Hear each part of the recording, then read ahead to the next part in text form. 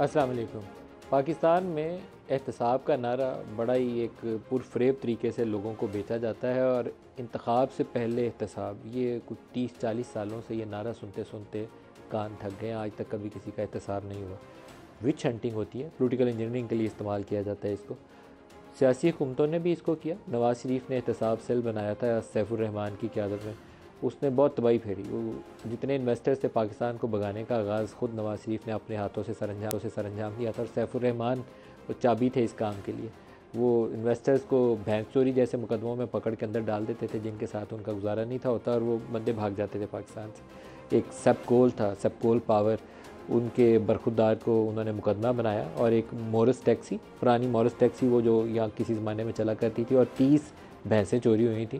सैफुर रहमान ने उनको नामज़द कर दिया। मैं उस ज़माने में एक अंग्रेज़ी अखबार से वाबस्ता था, तो मैंने वो ख़बर छापी, तो अगले दिन सैफुर रहमान साहब मेरी एडिटर के पास पहुँच गए कि ये वो भैंस चोरी का मुकदमा नहीं था, ये मोरस टैक्सी चोरी का मुकदमा था। पुरानी एक FIR थी जिसमें भैंसें भी चोरी हुई थी और टैक्सी भी चोरी हुई थी, तो हमने उसको टैक्सी चोरी में नामज़द किया।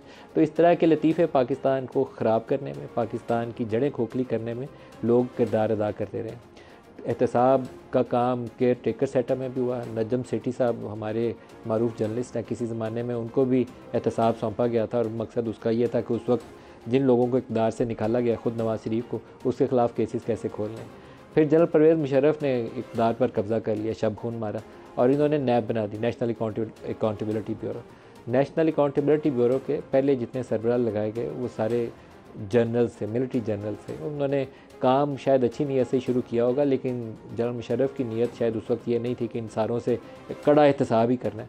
एहतसाब के नाम से केसेस की फ़ाइलें जो खोली गई थी, चंद दिनों बाद ही जब 2002 के इंतखाबात हुए और जमाली साहब की हुकूमत पूरी नहीं थी हो रही, तो पीपल्स पार्टी के लोगों को तोड़ने के लिए, नैबज़ादे उन्हें कहा जाता था, पीपल्स पार्टी पैट्रियट बनवाई गई और जमाली साहब की हुकूमत को दुआम बख्शने के लिए उन नैबज़ादों का साथ दिया गया और नैब उसके बाद खामोश हो गई।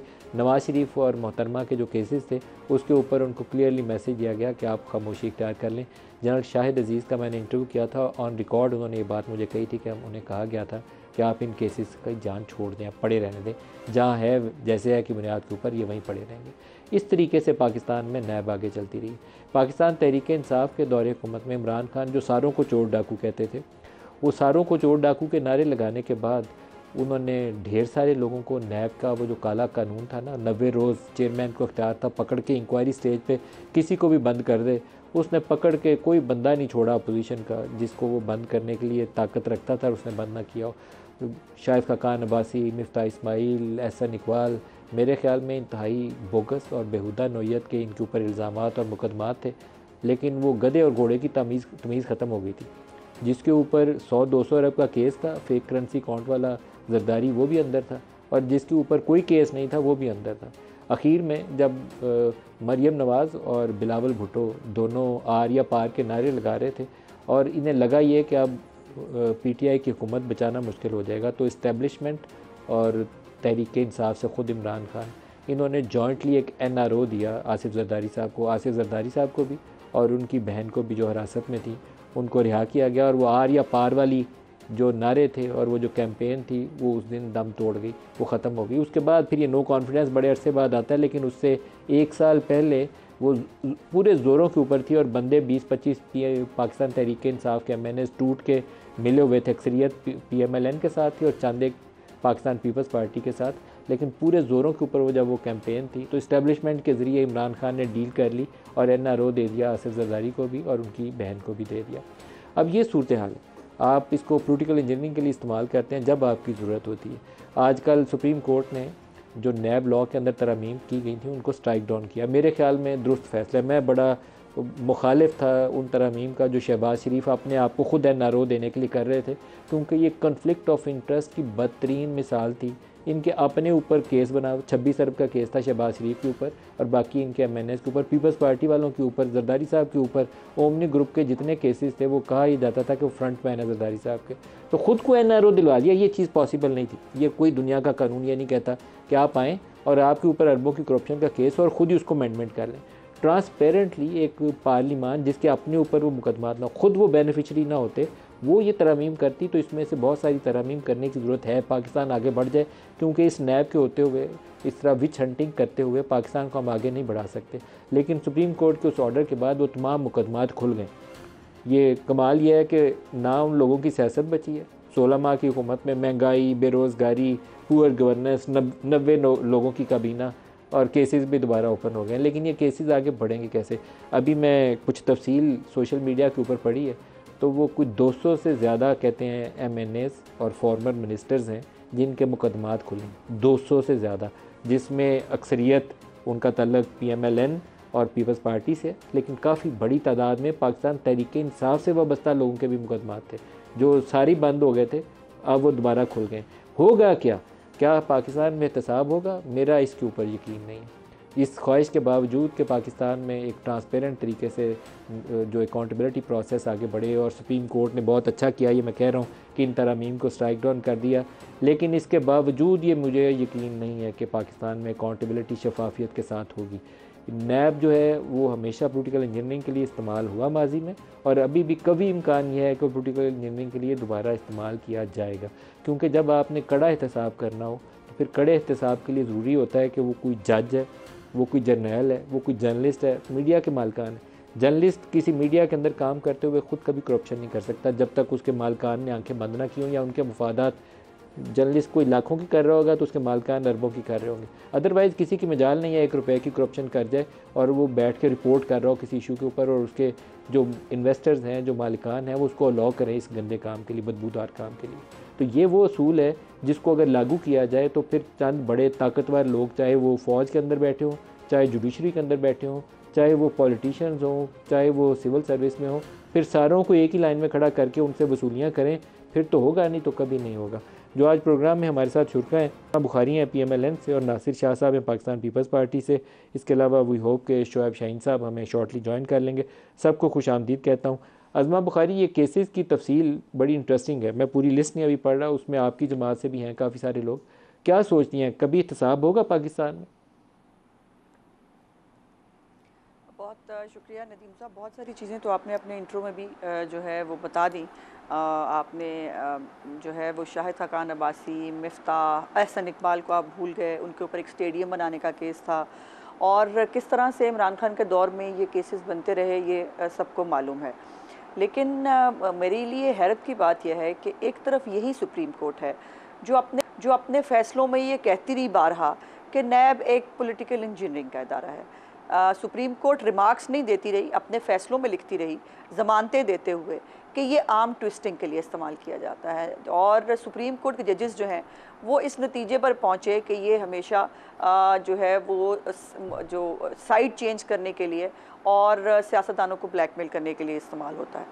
तो उसको जो है वो, और आपको पता है कि बंदियाल साहब बहुत उतावले थे इसके ऊपर जो है फ़ैसला करने के लिए, और वो उन्होंने वो कर दिखाया। वो अब ये रहता है या नहीं मुझे नहीं मालूम। देखिए, चूँकि जब तक ये प्रैक्टिस एंड प्रोसीजर एक्ट जो है उसके ऊपर ये स्टे दे के जो मामला चलाए गए, और जिस तरह से इन केसेस के ऊपर जो है वो कार्रवाई हुई, मेरी नज़र में कम अज़ कम जो भी कार्रवाई इस जो है वो स्टे के बाद हुई है, मैं नहीं समझती कि वो लीगल है। लेकिन हम पहले भी नहीं घबराए थे इन केसेस से। मेरी लीडरशिप की आप ज़रा ये भी रिकॉर्ड कभी निकाल के देखिए ना, कि मेरी लीडरशिप जो है वो कितने कितने दिनों के लिए जो है वो जेल में रही है। हमदर्द शहबाज शरीफ साहब सबसे ज़्यादा 2 साल प्लस जेल में रहे हैं। मरीम नवाज शरीफ साहिबा 5 माह से ज़्यादा वो जेल में रही हैं। मियाँ साहब जेल में रहे हैं, एहसन इकबाल जेल में रहे हैं। राना सनाउल्लाह के ऊपर जो है जब कुछ नहीं मिला था तो आपने वो बकरी चोरी का केस बताया, तो ये भी याद रखिए ये नए ज़माने का बकरी चोरी का केस था कि उनके ऊपर जो है वो हेरोइन का केस इसलिए डाला गया ताकि उसकी सज़ाए मौत है, और इस तरह से उनको हटाया जाए। फिर बशीर मेमन साहब जो हैं, जो साबिक DGI हैं, वो बता चुके हैं कि आर्टिकल 6 तक लगवाने की बादशाह सलामत की फरमाइश होती थी कि सियासी मुखालफिन को इस तरह से राह पे हटाना है। और अगर ये केसेस जो हैं इनके ऊपर इनको फिर चलना है तो हम तो पहले भी सरेंडर करते रहे हैं अदालतों के सामने, फेस कर लेंगे, वो कोई बात नहीं। ये अलहदा बात है कि आप साल हर साल जो है वो आप सियासतदानों को इसके ऊपर मीडिया ट्रायल भी करें, आप उनको बदनाम भी करें, आप जो है वो उनकी चटपटी जो है वो झूठी सच्ची खबरें निकाल के लाएं। अब मुझे ये बताइए, मियाँ नवाज शरीफ साहब के ऊपर जो केस चल रहे थे और जो पनामा के बाद भी सारी स्टोरी हो रही थी, अब मोहित पीरज़ादा साहब बड़े नाक़िद रहे हैं हमेशा नवाज शरीफ साहब के। उन्होंने भी एक टाइम पे मान लिया, इस्लामाबाद हाई कोर्ट के बाहर उनका एक क्लिप मौजूद है जिसमें उन्होंने कहा कि हमें तो बताया गया था, हमें तो जो है वो कहा गया था कि ये बड़े करप्ट हैं। लेकिन उनके किसी भी फ़ैसले के अंदर जो है, जो उनको अल अज़ीज़िया के अंदर हुआ है या इवन फ़ील्ड के अंदर हुआ है, कहीं पर उनके ऊपर करप्शन का कोई चार्ज मौजूद नहीं है। और उसके बावजूद एक मीडिया ट्रायल भी हुआ और जो है वो उनको सियासतदानों हम्म। की लिस्ट में डाला जाता है। तो सियासतदान तो भुगतते नासिर रहे हैं साहब, नदीम, नासिर अलहमद, साहब बहुत से भी नई पूछ बात है। लें। जी, सियासतदान बेचारे तो भुगतने के लिए आते नासिर हैं। शाह साहब आप भी फरमाइए, आप क्या सोचते हैं? क्योंकि पीपल्स पार्टी के कई लोगों का माजी में भी बताया जाता था, एक ज़माना था शर्जील मेमन के ऊपर खबर मशहूर कर दी, 2 अरब रुपया उसके घर से मिला। मैं कराची गया हुआ था, मैं शर्जील मेमन के पास गया, मैंने कहा वो हाँ, कहाँ था, 2 अरब कहाँ से मिला? कुछ भी नहीं था उस खबर में, कोई जान नहीं थी। आजकल फिर वो खबरें चल रही हैं कि एक पीपल्स पार्टी का बंदा, उससे 18 अरब रुपया उसके घर से बरामद हुआ है, फलाने बंदे से इतने अरब बरामद हुआ है, नो फ्लाई लिस्ट में नाम आ गया। क्या हो रहा है? कुछ एहतसाब हो रहा है? पकड़े गए अरबों रुपये कि नहीं पकड़े गए? बिस्मिल्लाहिर्रहमानिर्रहीम, अल्लाहुम्मा सल्ली अला मुहम्मद व आले मोहम्मद। देखें, इस तरह के मफरूज़े और कैरेक्टर असैसिनेशन और ये इल्ज़ामात कोई नए नहीं हैं, ये सारी चीज़ें बहुत पुरानी हैं। और जिस तरह ये आप नैब का ज़िक्र कर रहे हैं, तो आपने देखा कि ये इंतकाम के लिए, फिर वो पॉलिटिकल मनोवरिंग के लिए इसको हमेशा से यूज़ किया जा रहा है।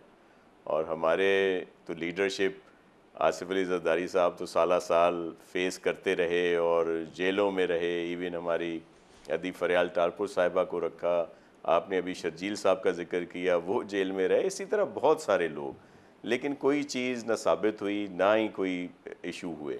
अब भी ये जैसे आपने कहा कि वो 2 अरब रुपए की बात थी, वो भी बिल्कुल ऐसे ही मफरूज़े पे कोई 5 अरब कश्ती वाली भी थी एक बात, वो भी ऐसा ही था। अभी ये जो निकल रहे हैं कि जी किसी के घर से 13 अरब निकल आए, किसी के घर से तो इन्होंने 97 अरब भी निकाले हैं, और बहुत मतलब बगैर किसी उसके। फिर वो जाता कहाँ है? ये तो ज़ाहिर है एक्सचेकर का पैसा है, ये कम से कम किसी न किसी जगह तो होना अच्छा चाहिए ना विशाल साहब, असल कि में कहाँ आपकी है ये जमात से पैसे बाज़ जो करैक्टर निकले बड़े हैं इंटरेस्टिंग थे, कि जैसे वो। वो निसार मुराय था या मंजूर काका था, और इसी तरह ये जो ओमनी जी ग्रुप वाले हैं, ये बड़े कमाल करते रहे। मैंने इनके कुछ के केसेस की डिटेल पढ़ी है, जो डॉक्यूमेंट्री डिटेल पढ़ी है, तो वो देख के मुझे लगता है कि आप लोग करते भी कमाल ही रहे हैं। कैसे कैसे आपने कैरेक्टर्स पास रखे हुए थे, मुझे पढ़ के हैरत जी होती है। देखें, ऐसा ऐसा ऐसा नहीं है। ये बहुत सारी चीज़ें इंतकामन होती हैं, फिर एक परसेप्शन सा क्रिएट किया जाता है, उसमें ज़्यादा। मिसाल आपने अभी ओमनी की जिक्र की, आपको याद है क्या हुआ था ओमनी पे? जब एक्शन कराने के लिए कह दिया गया या जो कुछ भी था, तो जो एक्शन करने गए थे वो गुजर रहे थे, तो उनको यूबीएल का ओमनी नज़र आ गया। ये रिकॉर्ड पे है, आपकी मीडिया पे है, नेशनल मीडिया पे है। तब इतना सोशल मीडिया नहीं होता था। वो वहाँ पे गए हैं यूबीएल में, वो ओमनी के, और वही वेपन्स निकाले जा रहे हैं कि वहाँ से वो वेपन निकले हैं, जिस पे बाद नहीं, में लेकिन आप इसको अंडरमाइन नहीं कर सकते। क्लियरिफिकेशन भी आई ओमनी थी। ग्रुप वाली खबर ये में बाकी जान इस मौजूद है। ये तगड़ा केस है ओमनी नहीं, वाला, तो ये मजाक वाला मुझे केस ये नहीं है, ये तगड़ा बताएं, क्या केस वो है। जो यूबीएल यूबीएल ओमनी वो अगर के किसी ने यहाँ वो से जो असला निकला था, उसमें वो किसी सही है, अहमक शख्स ने ये वो सही हरकत की बात थी। होगी तो उसको उसकी सज़ा मिली होगी, लेकिन ओमनी वाले को आप अंडरमाइन नहीं कर सकते। ये एक्चुअल क्रेडिबल केस है ओमनी ग्रुप का। देखें, सबने फेस किया है। मैं सिर्फ आपको एक अर्ज कर रहा हूँ कि बहुत सारी चीज़ों का वो अरबों रुपए के अकाउंट, जी जिसका नाम ले वो सर, अरबों अरबों की खरबों से बड़ी कम कहानी नहीं है। होता। बाज़ देखें फिर वो बाद पाकिस्तान में में, जब मैं इसीलिए ऑन एयर दोनों चीज़ें जी बताता हूँ। वो आपके एक डॉक्टर साहब थे जो पेट्रोलियम के वजीर थे, डॉक्टर आसिम, 462 अरब की केस करप्शन की बना दी। मैंने कहा इतने तो पैसे पूरी पीएसओ के पास नहीं होने जितना आपने उस पर करप्शन डाल दी है। वो कुछ नहीं बना उस केस का। तो ये इस तरह की नॉनसेंस हरकतें तो नहीं करनी ये चाहिए। इश्यूज केस यहाँ पे बनाना है तो रहे जान हैं। वाला केस बनाए। ये देखिए, ये होना चाहिए, और फिर ट्रांसपेरेंसी होनी चाहिए, और बिल्कुल मेरिट पे हो, बिल्कुल बनने चाहिए, और सबके लिए बनने चाहिए। देखें, कोई भी करप्शन को सपोर्ट नहीं करता, उसका खात्मा होना चाहिए, ये एक नासूर है, लेकिन उसके लिए मेरिट हो, ट्रांसपेरेंसी हो, कि अच्छा, सबको एक दुरुस्त है। नज़र से देखा जाए, ये शुएब नहीं हो पिक एंड शुएब चूज हो, साहब, एक और हमारे फिर पास ज़रा ऐसा लॉ एक्सपर्ट नहीं सिलसिला है जो है पाकिस्तान वो नहीं तहरीक होना इंसाफ से, चाहिए। ज़रा इनसे राय ले लें। सर, 2 खबरें पूछनी है आपसे। पहले नैब का पूछ लूँ, फिर वो 120B का वो आज FIR इमरान खान के ऊपर वो शिक डाली गई है, क्या वो बगावत पे उकसाने वाला जो इकदाम है, उस पर भी पूछूंगा। लेकिन पहले ये ज़रा नैब का पूछ लें। केसेस बहाल करने के लिए वो समनियाँ सुना जानी शुरू हो गई हैं नैब वालों से। 7 डेज़ टाइम था ना, 200 से 7 ज़्यादा days कहते हैं फॉर्मर MNAs MPAs मिनिस्टर्स उनकी केसेस हैं जो दोबारा रिस्टोर हो रहे हैं। तो क्या सोचते हैं कि होगा कोई एहतसाब अब होगा?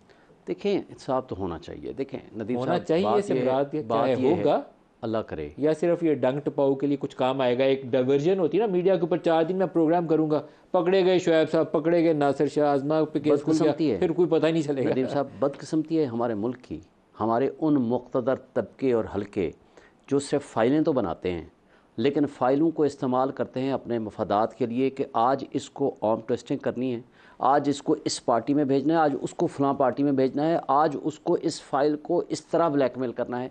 ये चीज़ें बंद कर देना, एहतसाब ट्रू सेंस में करें, पॉलिटिकल इंजीनियरिंग के लिए इनको इस्तेमाल ना करें। बेहतरीन कानून है ये, कानून बेहतरीन कानून है जिसको सुप्रीम कोर्ट ने, मैं उसको क्रेडिट देता हूँ ममता बंदयाल को, बड़ा अच्छा फ़ैसला लिखा है, आप रीज़न्स पढ़ें उनकी। लेकिन बात ये है, ये और फिर ये एक सवाल ये भी आया कि कौन से फंडामेंटल राइट की वायलेशन है। भाई आपका भी उसमें पैसा है, मेरा भी है, हर शहरी का पैसा है, पब्लिक मनी है ना, हम सब का बुनियादी हक है कि उस पब्लिक मनी को हम सेव करें। मैं बंदयाल के फैसले को सपोर्ट करता हूँ, मैं भी सही फैसला, बहुत अच्छा। मैं जिस चीज़ के ऊपर मेरा सवाल ये है कि क्या एहतसाब होगा या सिर्फ हम बाजू में रोड़ने के लिए इसको इस्तेमाल करेंगे 2-4 हफ्ते के लिए? नदीम साहब हम ये कहते हैं कि अगर अब भी नहीं आपने एहतसाब करना, मेरा यकीन नहीं है, तो फिर कब करेंगे? आज ये नहीं मालूम। देखें आज मुल्क आपका तबाह बर्बाद हो गया, आज आप गरीब खुदकुशियां कर रहा है, खाने को नहीं है, बिजली के बिल आपको देने को नहीं है। माजरत के साथ मुल्क इसलिए बर्बाद नहीं हुआ कि पाकिस्तान ने नैब काम नहीं कर सका, नैब ने उस बर्बादी में अपना रोल डाला है, सबने पाकिस्तान में कुछ काम ही नहीं करने दिया। कभी सर सबने अपना अपना रोल डाला है नदीम भाई, सबने अपना अपना रोल डाला है ना, हमारी एस्टेब्लिशमेंट से लेकर हमारे तमाम पॉलिटिकल हाई अप्स तक और तमाम लोग तक। आज भी मुझे बताएं तबाही होगी हमारे मुल्क की। UNDP की रिपोर्ट के मुताबिक 17.5 से 18 बिलियन डॉलर मुफ्त मराद दे रहे हैं, हम दे रहे हैं ना। हम आज भी हमने आधी मराद तो कम कर सकते हैं ना। माशी तबाही है ना, माशी आपकी इमरजेंसी है, आप माशी इमरजेंसी लगा के सबको कह दो जितनी मराद हैं, मुफ्त पेट्रोल, मुफ्त बिजली, मुफ्त गाड़ियाँ, ये आधी आधी हम देंगे, आधी नहीं देंगे। कौन है जो इनकार करेगा? लेकिन क्यों नहीं करते? सारे बड़े बड़े हाकिम हमारे इक़्तिदार वाले, अभी काकड़ साहब को नहीं जाना चाहिए था, क्या ज़रूरत थी जाने की? या चले गए, अकेला बंदा एक जाता दो जाते, ज़रूरी था कि आपने महंगे होटलों में रहना है?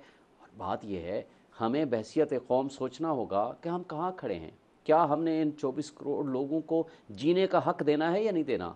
हम जो एलीट्स क्लास हैं, हम जो मिडिल क्लास हैं, हम तो गुर्बत की लकीर में चले गए, चलो रोटी खाने को हमारे पास है। जो अकाउंटेबिलिटी की बड़ी बदतरीन में मिसाल खुद नवाज शरीफ के केस से देता हूँ, हालांकि उसकी पार्टी के बहुत से लोगों के ऊपर जेन्युइनली केसेस भी मौजूद है। खुद उनके भाई वाला केस वाला 26 अरब वाला बिल्कुल सही केस है, लेकिन खुद नवाज शरीफ को जिस केस में सजा हुई वो इंतहाई बेहुदा केस है। सुप्रीम कोर्ट ने मॉनिटरिंग जज लगाया इंश्योर करने के लिए कि अरशद मलिक या कोई नीचे जो बैठा हुआ कोई बशीर जज साहब थे, कौन से थे, इससे बचे नहीं है बंदा। नवाज शरीफ को सजा देनी लेकिन नदीम भाई एक जवाब देते मुझे, ये 2 नंबर केस है। डिपार्टमेंट आज किसका है? आज भी बता दें, एवन फील्ड की कोई वजाहत शरीफ फैमिली के पास नहीं है और कोई एक सिंगल एविडेंस, एक सिंगल पेपर की एविडेंस नैब के पास नहीं है। मेरे लिए इससे मज़ाक की सूरत हाल नहीं थी कि उसको आपने पनामा में पकड़ा के एवन फील्ड डिपार्टमेंट दे रहे हैं, सजा उसको दे दी 10,000 अकाउंट रिसीवेबल के ऊपर। ये स्टूपिडिटी थी। आप केस अपना साबित करें, उसको फांसी पे चढ़ा दें, डी चौक में फांसी लगा दें उसको। मुझे बताएं एवन फील्ड डिपार्टमेंट केस को साबित करना 1 सेकंड का काम है, क्यों नहीं किया नैब ने? मुझे आप बताएं। मैं क्या बताऊं आपको? ये तो आपके मतलब है आपने राने सनाउल्लाह के ऊपर 15 किलो हेरोइन डाल दिया। आप बताएं आपने कोई सही काम किए थे? मैंने नहीं, जिन्होंने किया था हम तो पिट के रह गए कि उनके खिलाफ एक्शन लें। अज़मा भी कुछ कह रही हैं जी, जिन्होंने किया था। आज भी मुझे बता दें 30 साल से शरीफ खानदान वहां रह रहा है, आज बता दें क्या आप टेनेंट है या उसका मालिक कौन है? मालिक है नवाज शरीफ उसका। तो फिर वो कहते हैं साबित नहीं कर सके कि मालिक है कि नहीं है। आप क्यों नहीं साबित कर सके? 3.5 साल की कुछ नहीं, नैब की बात। आज़मा बीबी जी जी सर देखिए, यही तो बात है कि पता किसी बात का है नहीं और आपने बस बैठ के स्वीपिंग स्टेटमेंट दे देना है।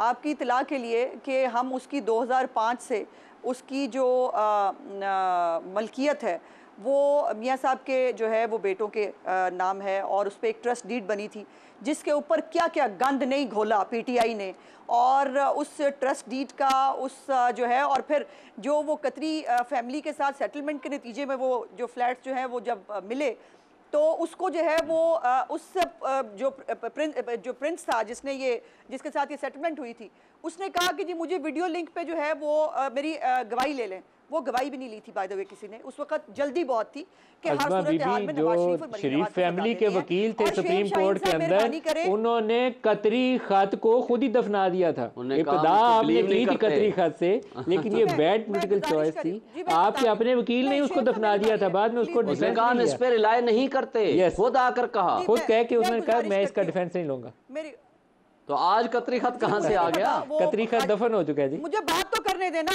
ये कोई तरीका नहीं है। जी, जी, मैंने करिए। अगर आपका पूरी इतनी लंबी करिए, बहस बात सुन ली करिए। है तो मुझे भी बात कर लेने दीजिए। मेरी गुजारिश करिए, ये आप है बात करिए कि, अपनी, सिर्फ जो आपकी है इस्लाह की है। रॉबर्ट हेडले जिसके फॉन्ट के ऊपर जो है इतना बड़ा, आपको पता है मरीम नवाज साहबा का नाम तक बिगाड़ा गया उस फॉन्ट के साथ, और उसकी गवाही रिकॉर्ड में मौजूद है कि ये जो है ये मौजूद था ये फॉन्ट जो है उस वक्त। लेकिन एक चूंकि प्रोपेगेंडा बनाया गया, एक प्रोपेगेंडा बनाने में तो ये माहिर है ना, ये कुछ का कुछ प्रोपेगेंडा बना सकते हैं। बराए मेहरबानी शुएब शाहीन साहब जो है वो जरा हाई कोर्ट का फैसला तो पढ़ लें, जिसके अंदर मरियम नवाज और कैप्टन सफदर साहब को बरियत मिली है, और उसके अंदर कैटेगोरिकली उड़ा के रख दिया है जो उस डिवीजन बेंच ने इस पूरे केस को। और उन्होंने कहा कि मरियम नवाज पे तो केस क्या ही बनता है, कि मियां नवाज शरीफ पे केस नहीं बनता। पैनामा में मियां साहब का नाम था, नवीद मलिक साहब, 450 लोगों का नाम था ना। किसके ऊपर ट्रायल हुआ, किसका मॉनिटरिंग जज लगा, किसको जो है किसके जज को जो है वो मनवर करके, जिसका जज जो है वो गवाही देके कब्र में भी चला गया है कि मुझसे जो है जबरदस्ती ये फैसला लिया गया, और फैसला उसका आज तक खड़ा है। शर्म नहीं आती इसके ऊपर इंसाफ के जो है वो बात करने वालों को, आइन और कानून की बात करने वालों को शर्म नहीं आती इस बात के ऊपर कि आपने 3 दफा के इलेक्टेड प्राइम मिनिस्टर को सजा दे दी। वो गवाही मौजूद है जज की, लेकिन वो जो है वो फैसला अभी तक मौजूद है, जज को हटा दिया था आपने कहा हमारा सर अज़मा बीबी, पनामा पेपर्स में जो एवनफील्ड का तज़किरा आया था, पे आपका सर शर्म से नहीं झुका। वो किस तज़किरा एवनफील्ड का जो आया था पनामा पेपर्स के अंदर, वो किसने डाला था? पीटीआई ने डाला था, खुद इन्होंने एडमिट किया था। नहीं, देखिए पेपर्स लीक हुए, जाहिर है पेपर्स लीक हुए, और वो पेपर्स जो है वो देखिए ना, ये बात तो ये है कि एक किसी भी पेपर के ऊपर आप कुछ भी कह देंगे, उसमें नाम था पैनामा में। मेरा सवाल ये है कि जिसने भी वो बनाया था उसने तो बनाया था एवनफील्ड के ऊपर, उसमें नाम था मियां नवाज शरीफ का। मियां नवाज शरीफ की तस्वीरें क्यों चलाई गई, मियां नवाज शरीफ के ऊपर ट्रायल क्यों किया गया, मियां नवाज शरीफ का मीडिया ट्रायल क्यों किया गया, मियां नवाज शरीफ के बच्चों की मलकियत है, और कोई भी पब्लिक ऑफिस होल्डर हो, कोई पब्लिक ऑफिस होल्डर हो और उसके बच्चों की मलकियत साबित हो जाए तो उसके बाप का नाम आता है। ये ऐसे ही होता है, ये लॉ है, पूरी दुनिया में ऐसे ही होता है। ये जो पॉलिटिकली एक्सपोज पर्सन दुनिया सारी में जाने जाते हैं वो इसी तरीके से पहचाने जाते हैं। ब्रेक ले ले, ब्रेक ले रही है।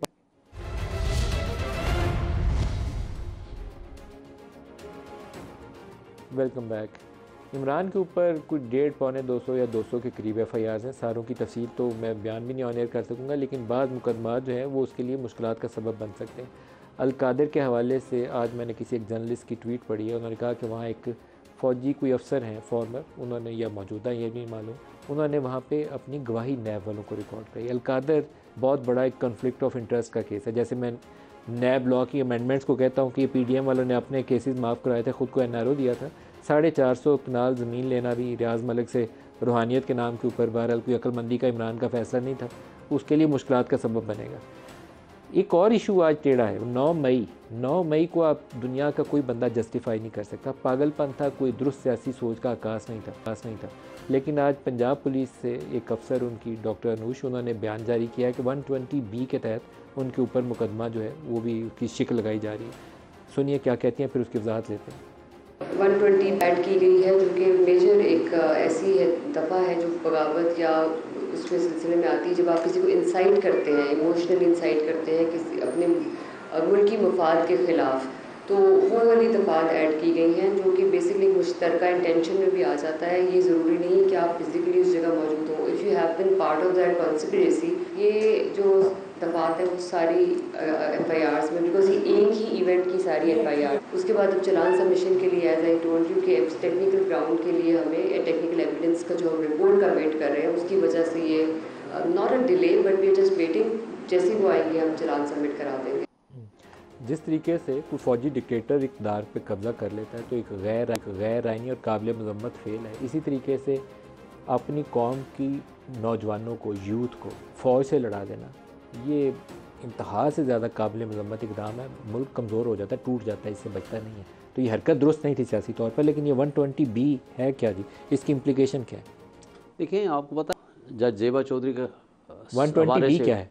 ये है कि बगावत पे उकसाना, इंसाइटमेंट अगेंस्ट रियासत के खिलाफ, रियासत के ख़िलाफ़, रियासती इदारों के ख़िलाफ़ या किसी भी गवर्नमेंट ऑफिसर के तो ख़िलाफ़। बगावत रियासत के खिलाफ इक़दाम बगावत का मुकदमा है, मतलब एक, हाँ, तो इसकी ये आप पनिशमेंट क्या है? पनिशमेंट मुझे अब याद नहीं है कि इसमें क्या है, लेकिन मेजर सुयर पनिशमेंट मेरा ख्याल है इसमें है 10 साल से ज़्यादा का है, आई थिंक सो। लेकिन आपको मुझे ज़बानी याद नहीं है अभी, लेकिन ये आपको याद है कि जब एडिशनल सेशन जज के ख़िलाफ़ इन्होंने बात की थी जलसे में, जो कि तौहीन अदालत की कार्रवाई भी शुरू हुई थी जो बाद में ख़त्म कर दी, उसमें भी ये लगी हुई थी, और जो आधे मुकदमात हैं उन सब में लगी हुई है ये।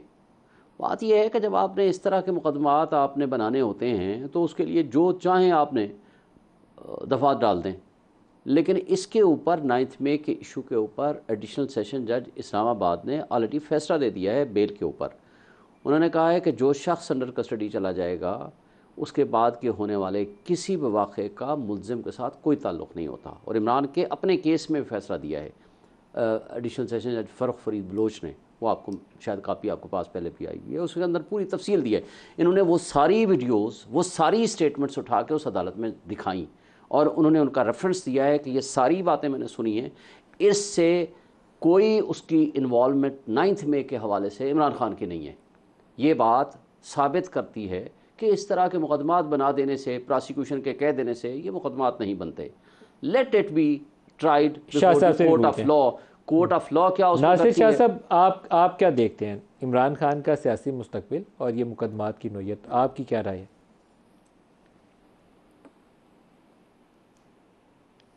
मुझसे पूछ रहे हैं सर? जी शाह साहब। मलिक साहब जी। जी शाह साहब। एक तो नैब वाला जो किस्सा चल रहा था, एक तो उसमें आप एक सब लोग आज जिक्र होना चाहिए कि इसमें अपील में खान साहब खुद गए थे और फिर ख़ुद ही उससे बेनिफिशरी भी हो रहे थे। मेरे ख़्याल में हमारे जो इंतहाई काबिल एहतराम हमारे दोस्त हैं, वकील हमारे मेरे सीनियर हैं, तो ये ख़ुद मेरे ख़्याल में उनका केस लेके गए थे उसी जो अमेंडमेंट आई थी उन्हीं के तहत। तो ये तो देखें एक नज़म है जिसका एक मिसरा है, जब खुद पे गुजरी तो लोग समझे। तो एक तो ये बात, दूसरी बात जो अभी आप केसेस की बात कर रहे हैं, 9 मई की जो बात है, देखिए वो तो बिल्कुल एक ओपन चीज़ है। अब तो जो खान साहब के बहुत करीबी लोग थे वो भी कह रहे थे कि जी हमें इसी बात पे उकसाया गया, हमें ये सारी बातें फीड हुई। आपको एक सोशल मीडिया पे एक वायरल हुई थी एक इनकी पुरानी भी खान साहब की, जिसमें भी कुछ इस तरह के इनके ख्यालात थे कि इतने लोग बाहर निकल आए तो ये हो जाएगा वो हो जाएगा। वही माइंड सेट था उनका जिन्होंने लोगों के जहनों को इस हद तक शिद्दत पसंदी, इंतहा पसंदी और इस साइड पे ले आए कि उस दिन आपने देखा कि बहुत सारी हमारी जो फीमेल हैं, हमारी बहनें हैं, हमारी लिए उनके लिए बहुत एहतराम है, लेकिन उनकी जहन साजी ऐसी की गई कि वो क्या कुछ कह रही थी, लोगों को और उकसा रही थी। कोई जिना हाउस पे हमला हो रहा था, कोर कमांडर हाउस पे हमला हो रहा था, GHQ में घुसा जा रहा था, वो जो शहीदों की निशानियां थीं उनको तबाह किया जा रहा था। वो शहीद जिन्होंने खुद अपने बच्चों को यतीम कर लिया हमें बचाने के लिए। मतलब इस तरह की इश्यूज जो थे तो वो आए नासिर शाह साहब, आपको ये तो ओपन इमरान खान का और तहरीक इंसाफ का सियासी मुस्तकबिल नज़र क्या आता है? क्योंकि ये मुकदमात जो हैं ये छोटा मुकदमा नहीं है, ये आप रियासत के खिलाफ बगावत का मुकदमा बनाएंगे तो इसका मतलब सीधा सीधा ये होगा कि लंबी सजा होगी और डिस्क्वालिफिकेशन हो जाएगी। आपको क्या नज़र आता है? देखें, हमें तो कोई उनका अच्छा मुस्तकबिल नज़र नहीं आ रहा, सीधी सी बात है, क्योंकि जिस तरह की उन्होंने जो कुछ यहाँ पे किया है, जो कुछ मुल्क के साथ किया है, जो उनको हुकूमत का टाइम मिला उस वक्त भी जिस तरह उन्होंने तर्ज़ हुकूमत था। अच्छा, फिर सारी चीज़ें जो वो ख़ुद करते थे, नैब भी ले लें, वो शहजाद साहब थे कोई, फिर ख़ुद ही कहते थे कि अब ये हो जाएगा वो हो जाएगा। अब जब उतरे हैं तो कहते हैं ये तो कोई और करते थे, मैंने तो कभी इनकी ओनरशिप नहीं ली, बल्कि ख़ुद तो फ़ख्रिया तौर पर कहते थे कि जी मैं अभी ये कर रहा हूँ, इन पर केसेस, उन पे केसेस, ये सारी चीज़ें करते थे। और फिर अब वो उससे मुकर रहे हैं। इस मुल्क को तबाही के वो जो गढ़ा था ना, उसमें धक्का देने में शहजाद अकबर जैसे लोगों का बड़ा किरदार है, क्योंकि ये नैब के साथ जो कुछ खेला जा रहा था उसमें एक सेंट्रल फिगर थे शहजाद अकबर। अज़मा बीबी, जो 9 मई में इमरान के साथ या किसी बड़े सियासी लीडर के साथ तो मुकदमा बनना है वो तो बनेगा, लेकिन कुछ ऐसे इश्यूज़ हैं जैसे वो एक जर्नलिस्ट इमरान रियाज पकड़ा हुआ है, कुछ फिर वो ख़वातीन हैं जो पीटीआई की उस दिन की गिरफ़्तार हैं, उसके मामले में आप लोगों को कुछ रोल अदा करना चाहिए। वहाँ कुछ नरमी का, कोई पार्डन का रवैया होना चाहिए। इमरान की रिहाई के लिए, उसके लिए आपको कोशिश करनी चाहिए, करना नहीं चाहिए? देखिए मलिक साहब, अगर तो उन्होंने हमारा कोई कसूर किया हो, वो कर ही रहे थे ना। ये वो जो ख़वातीन हैं वो क्या क्या ज़बान पार्क के बाहर बैठ के इस्तेमाल नहीं करती थी। वो डंडे पकड़ के आओ, आ सकते हो तो, और पता नहीं क्या क्या। और इमरान रियाज साहब वो तो बाकायदा एक्सपोज पर्सन थे पीटीआई के, वो हमारे ख़िलाफ़ बहुत कुछ करते रहे। हमने कुछ कहा? हमने कभी उनको कोई नुकसान पहुँचाया? अब जो उन्होंने किया है, मुझे नहीं पता इमरान रियाज साहब कहाँ हैं, उनकी क्या सिचुएशन है, लेकिन ये 9 मई के वाक़या देखिए ना। एक तरफ वो लीडर है जो कहता है मैंने कुछ नहीं किया, मेरे कारकुनों ने किया है, उनके ऊपर ज़रूर केस चला ले, मुझे फ़र्क नहीं पड़ता। फिर दूसरी तरफ वो कहता है कि मुझे पकड़ेंगे तो फिर वो कारकुन यही करेंगे ना, उन्होंने यही करना है। बगावत किसको कहते हैं नदीम मलिक साहब? इसके अलावा बगावत क्या हो सकती है इस मुल्क के अंदर? यानी अगर ये जुर्म नहीं है और इसको बहुत लाइटली ले लेना चाहिए, तो फिर बगावत किसको कहते हैं? बगावत क्या होती है? अब ये जो बच्चे सारे जिनकी जहन साजी की गई, जो डर्टी हैरी सुनते सुनते, जो है मीर जाफ़र भी सादिक सुनते सुनते, जो इनको जो है इनको छोड़ेंगे नहीं, इनको मारेंगे, इनको फलाना करेंगे, ये करते करते, और वही सारी बहनें जो हैं वो ललकारती हुई, फ़ौज के ख़िलाफ़ गालियाँ देती हुई, वो करती हुई, वो जो कोर कमांडर हाउस तक पहुँची, वो उन्होंने वहाँ जाकर जो किया और करवाया, उसको और क्या नाम दूं? अगर वो बगावत नहीं है, फिर इसका मतलब है कि खुली छुट्टी होनी चाहिए। क्या सियासी लीडर इस मुल्क में पहले कभी पकड़े नहीं गए? क्या सियासी लीडरों को जो है इस मुल्क के अंदर फांसियां तक नहीं हुई? उनको जिला वतन नहीं किया गया? उनको उम्र कैदों की सजाएं नहीं मिली? कभी किसी पॉलिटिकल पार्टी ने किया? नो, बिकॉज ये माइंडसेट की बात है। अब 20 शहरों में इकट्ठे एक ही वक्त में हर बंदा जो है वो कैंट की तरफ चल गया, ये कोई इत्तेफाक है? उन बच्चों को जो है वो कोई उनके ऊपर कोई जो है वो किसी का नाजिल हुई थी कोई चीज़, जो उन्होंने कहा कि जी हाँ हमें सबको एक जगह जाना चाहिए। फिर अस्करी टावर, उसके नाम के साथ अस्करी लगा हुआ था सिर्फ, और वो एक जो है वो फाइनेंशियल टावर था, उसके ऊपर जाके आग लगा दी। शादमान जो पुलिस स्टेशन है उसके ऊपर जाके आग लगा दी। मतलब पूरी देखिए बगावत क्या होती है मलिक साहब। अगर इनकलाब जो है वो सक्सेसफुल हो जाए तो जो वो इनकलाब होता है, और जब वो सक्सेसफुल ना हो फिर वो बगावत होती है। क्या इमरान खान ने आसिम मुनीर की समरी पे खेलना नहीं था प्रेसिडेंट अलवी के साथ मिलके?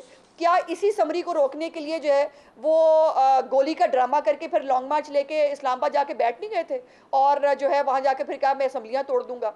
हर एक वो काम किया जिसके ज़रिए मुल्क के अंदर लॉ एंड ऑर्डर की सिचुएशन बनती, जिसके अंदर मुल्क में फ़ौज के ख़िलाफ़ बगावत पैदा होती। और वो देखें ना, रैंकल फाइल की वाली जो बात है जो शहबाज गिल ने की थी, उस बात में और जो 9 मई को हुआ उसमें फ़र्क क्या है बताइए? सेम वही चीज़ नहीं है, और वो करवाने की कोशिश नहीं की गई। वो तो एक अल्लाह का शुक्र है कि कम अज़ कम एक इदारा डिसिप्लिन इस मुल्क में मौजूद है कि जो डिसिप्लिन की वायलेशन जो है वो बर्दाश्त नहीं करता और नहीं करनी चाहिए। मेरा भी बहुत, मैं मेंटली हमेशा इस्टेब्लिशमेंट की पॉलिटिकल जो है वो उसके ख़िलाफ़ रही हूँ। मेरी एक बड़ी स्टैंड है इस उसके ऊपर, लेकिन मेरी फ़ौज है, मेरा इदारा है। मैं घर में बैठ के जो मर्जी बात कर लूँ, मैं उनके साथ आर्गूमेंट भी करूँगी, मैं उनकी तनकीद भी करूँगी, लेकिन मैं जाकर जो है वो GHQ को आग लगाऊंगी? नहीं हो सकता। मैं जाके शोहदा की कब्रें जो है वो उनके यादगारें जला दूंगी? नहीं हो सकता। मैं पाकिस्तानी हूँ, मैं नहीं कर सकती। जो इसके बाद जो इंप्रेशन गया पूरी दुनिया में, जो इंडिया ने शादियानी बजाई, उन्होंने कहा नहीं कि जो काम हम नहीं कर सके करोड़ों रुपए रॉक पे लगा के, अरबों रुपए, वो इमरान खान ने जो है वो 2 दिन के अंदर करा दिया। 9 और 10 मई शोएब साहब से कमाल बात है। फिर 9 और 10 मई को जो है इन तमाम चीजों के बाद आप लोग एक जहां वो अंडर कस्टडी थे, उसकी रिकॉर्डिंग मौजूद है, बहुत सारी ये रिकॉर्डिंग मौजूद है। बच्चे बता रहे हैं हमें किस तरह कहा गया था वहां जाने के लिए, जो बच्चे अंडर अरेस्ट है वो सजा भुगते। शोएब साहब एक पॉलिटिकल डायलॉग का काम शुरू करिए, ताकि इन लोगों की, जिन लोगों ने गलती की है, क्योंकि सज़ा GHQ पे आग लगाना या कोर कमांडर हाउस पे चढ़ाई कर देना बहरहाल एक जुर्म वाला काम था, उनको पार्डन करने के लिए कोई राह हमवार करें, पॉलिटिकल डायलॉग शुरू करें। देखें, आपकी बात से मैं 100% इत्तेफाक करता हूँ। जो मैडम फरमा रही हैं ना, इनको कहो कल नवाज शरीफ वाला ज़रा बयानिया भी उठा लें। एक तरफ तो आप गालियाँ देते हो नाम के, और आज आप उनकी नाम बख्ता जपते हो कि जनाब जब ये कल जाएंगे फिर इनका नाम भी आप उसी तरह लोगे। आपका कोई दोहरा मेयार आप अपना खत्म करें, आप उनके स्पोक्स पर्सन ना बने। साहब कहते थे जनरल बाजवा और जनरल फैज सारे काम के जिम्मेदार हैं, जनरल बाजवा को एक्सटेंशन दी, अब शाबाशियां दी शहबाज शरीफ ने, और फिर अब वो कहते हैं कि 17 और 18 में जुर्म किया, 19 में कहते हैं कि इनको एक्सटेंशन दो, और उसके बाद ख्वाजा आसिफ साहब कहते हैं कि पंजाब गवर्नमेंट, उन्होंने कहा था पहले ले लो, लेकिन हमने कहा दोनों हुकूमतें हमें एक ही दफ़ा दो। ये तो इनका दोहरा मेयार है और ये अपनी बातें कहते हैं और आज बयानिया नया डेवलप करने की कोशिश करते हैं। देखें, political dialogue sir, political dialogue must है। इस वक्त आपका मुल्क तबाही के दहाने में गिर चुका है। ये जो 16 महीने इन्होंने तबाह बर्बाद इस मुल्क को कर दिया है PDM की फाशिस्ट जमातों ने, और शहबाज शरीफ जिसके सुरखेल थे, जो ये कहते थे कि मुझे फ़ख्र है इस बात का कि मैं एस्टैब्लिशमेंट का बंदा हूँ, मुझे फ़ख्र है कि ये फ्लाई ओवर भी जो है ना इनकी मेहरबानी के बगैर बन ही नहीं सकता। जनरल बाजवा की भी उन्होंने तारीफ की और आज वहाँ खड़े होकर तो उनके खिलाफ बातें कर रहे हैं। ये दोहरा मेयार या इस तरह की कंट्राडिक्शन, और आप कहें कि हम मुल्क को संभाल लेंगे और चला लेंगे, मुल्क को तबाही तक पहुँचा के ये भाग गए मुल्क छोड़ के, इसाक डार हो या ये हो।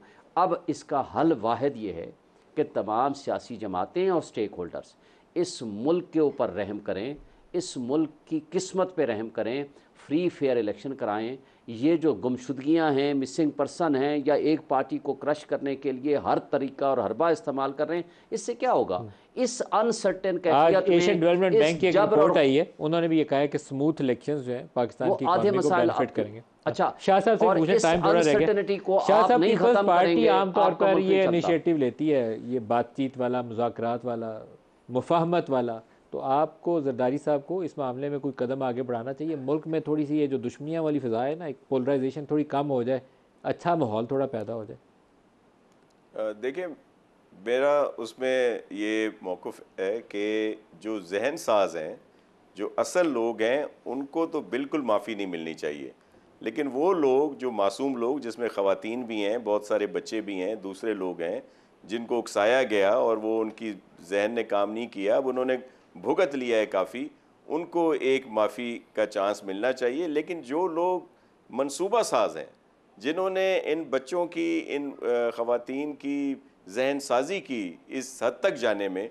उनके लिए कोई माफ़ी नहीं होनी चाहिए।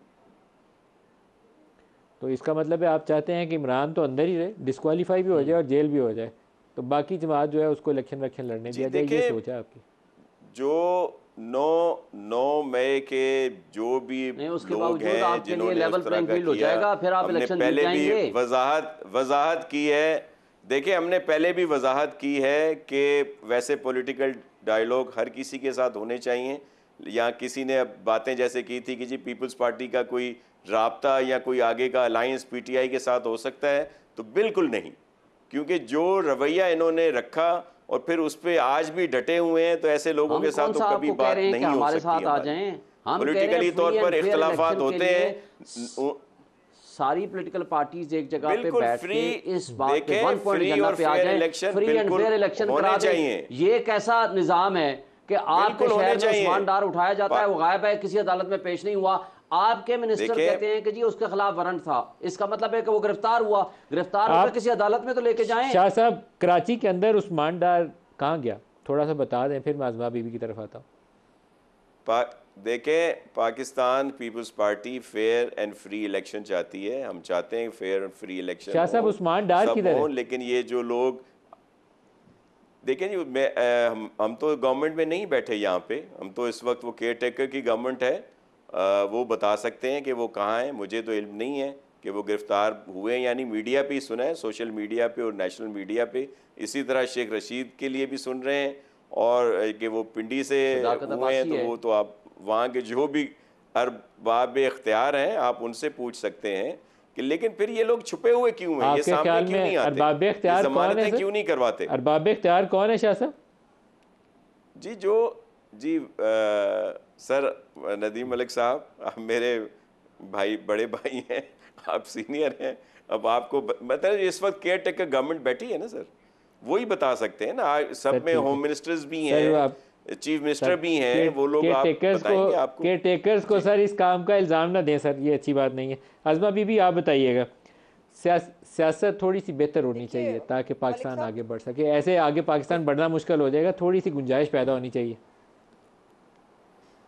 देखिए, गुजारिश ये है कि अगर तालिबान का GHQ पे हमला करना बगावत है और वो गलत है, तो इमरान खान का हमला करवाना कैसे जायज़ है और कैसे ठीक हो सकता है? फिर ये खुली छुट्टी है कि सबको खुली छुट्टी होगी, जिसका लीडर है वो बेशक आप जिस चीज़ में आप पकड़ें, तो सर ये नहीं, देखिए ना, शेब शाहीन साहब अभी जो है वो एक फजूल किस्म की उन्होंने एक जो है वो आर्गूमेंट देने की कोशिश की। नवाज शरीफ साहब ने क्या कहा, उन्होंने कहा इनका एहतसाब होना चाहिए। उन्होंने ये नहीं कहा मेरी पार्टी को चढ़ दौड़ो, जनरल बाजवा के घर घुस जाओ, फैज़ हमीद के घर घुस जाओ और जाके उनको आग लगा दो। कहा उन्होंने उनका एहतसाब होना चाहिए, इन चीज़ों को बंद होना चाहिए। जो एक कॉन्स्टिट्यूशनल पोजीशन 16 महीने में ये क्यों नहीं होना एहतसाब चाहिए कर लिया? को गिराना और वो करना, और वो ये गलत बात है मलिक साहब। ये तो एक ना मैं क्या कहूँ, एक बैठकर स्टूडियो के अंदर बैठने का नजायज़ फ़ायदा नहीं उठाए। इनकी हम हर बात सुन लेते हैं, जब दूसरा बात करने लगता है बीच में कुछ जो है वो बोलना शुरू कर देते हैं, फिर मैं इनकी बारे में बोलूंगी, बात खराब हो सवाल का जाएगी। जवाब देते हैं, 16 महीने क्यों नहीं दहशतगर्दों में, बस आप अपनी गुफ्तगू में इसका जवाब दे दें, बस खत्म। दहशतगर्दों में आपने जवाब देने हैं, जवाब देने के दिन आपके हैं, मेरे नहीं। जी मैंने तो दे दिया ना, आप मुझे बता दें 16 महीनों में क्यों नहीं एहतसाब किया? एक लफ्ज और एक फिक्रा, उसका जवाब एक लाइन में दे दें, हाँ या ना। शोज में आते हैं, आपको भी पता नहीं चला कि अपनी अपनी बारी में बोलते हैं, आपको भी मुझे तक पता नहीं है, चला। आपसे बढ़कर पता है मुझे। बोलते हैं आप मेरे से बात ना करें, सिर्फ एक बात का जवाब दे दें। अपनी बारी का इंतजार करते हैं, हम अपनी बारी का इंतजार करते हैं, जवाब दे देना, बस बात खत्म हो जाएगी। 9 मई का जवाब देना है। तोशा खाने के अभी तो तोशा खाना का सोने का लोटा खा गए हैं मौसूम, इसका जवाब अदालतों ने दे दिया। खा गए, अभी तो तोशा खाना का जवाब अब आपने देना है नैब लॉ के जरिए, आपने देना है, मरियम नवाज ने देना है, नवाज शरीफ ने देना है, बाकी जरदारी मुसरदा के नाम करते हैं यहाँ पे। जी शोएब जैन साहब, अज़मा बुखारी साहब, नासिर शाह साहब, आपका बहुत शुक्रिया आज के लिए। अल्लाह हाफ़िज़।